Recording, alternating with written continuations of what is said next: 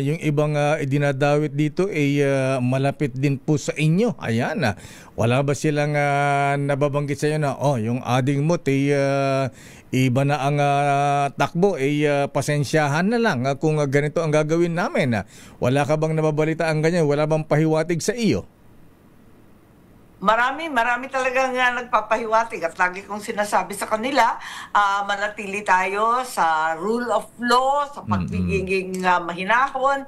Kaya lang, tulad ng marami, ako din, inip na. Tagal-tagal naman sa katutak na investigasyon.